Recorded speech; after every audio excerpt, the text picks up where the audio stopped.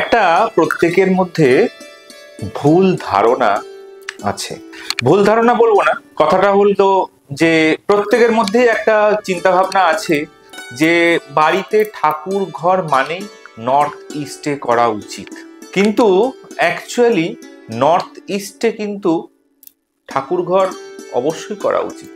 পাশাপাশি আরো একটা দিক রয়েছে, যে দিকে কিন্তু ঠাকুর রাখলে ভীষণ উপকার পাওয়া যায়।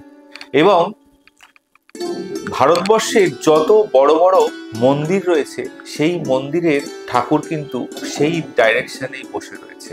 তাই আরো একটি দিক জেনে রাখুন, কোন দিকটাতে ঠাকুরের সিংহাসন আপনি রাখবেন, যেখান থেকে আপনি আপনার বাড়ির নেগেটিভ এনার্জি এবং অর্থনৈতিক শ্রীবৃদ্ধি খুব ভালোভাবে কিন্তু পেতে পারেন। নর্থ ইস্ট অবশ্যই ভালো।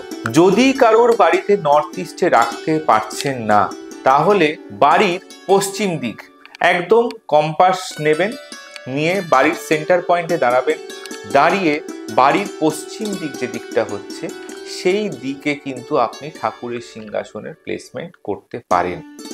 তাহলে কিন্তু ভীষণ ভালো রেজাল্টও আপনি কিন্তু পাবেন। কারণ তিরুপতি বালাজি মন্দির বলুন, সেটাও যে দেবতা রয়েছেন স্বয়ং শ্রী বিষ্ণু, তিনিও কিন্তু পশ্চিম দিকে বসে বিরাজমান।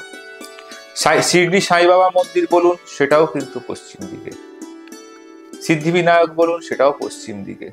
অর্থাৎ বড় বড় মন্দির কিন্তু সব পশ্চিম দিকে কিন্তু ঠাকুরের অবস্থান। তাই শুধুমাত্র নর্থ ইস্ট নয়, যারা চিন্তা ভাবনা করছেন যে নর্থ ইস্ট ছাড়া আমি হয়তো আর ঠাকুর অন্যদিকে করতে পারবো না, বা দেখছেন যে নর্থ ইস্টে আপনাদের করা যাচ্ছে না ঠাকুর ঘর বাড়িতে, কিন্তু অন্যদিকেও আপনারা করতে পারছেন না, একটা ভীষণ দুবিধার মধ্যে, দ্বন্দ্বের মধ্যে রয়েছেন, তাদের উদ্দেশ্যে বলবো নর্থ ইস্টে পূজা রুম ভালো, যেরকম সেরকম পাশাপাশি কিন্তু পুরোপুরি ওয়েস্টেও কিন্তু পূজা রুম ভীষণ ভালো।